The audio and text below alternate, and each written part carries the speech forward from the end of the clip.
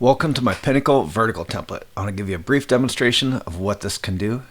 As with all my templates, this is an instant download, and the fonts will also download instantly with your Adobe subscription.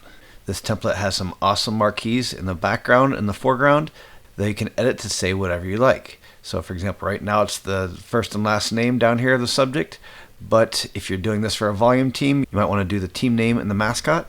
And then up here, you could do the subject name very easily, especially if you're using automation and CSV files.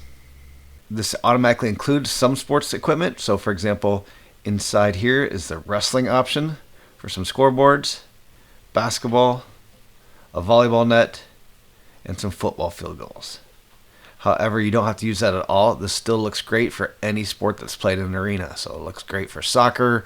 It can be even band, hockey, lacrosse, whatever you come up with. This can be considered a podium, like the top of the first place here, or it could be the edge of a swimming pool, even a stage or a platform for band. I can edit any of the colors within this simply by double clicking here, and there's a full tutorial that'll show you exactly how to change all these colors. It's just a couple clicks of the button to change whatever you like in here.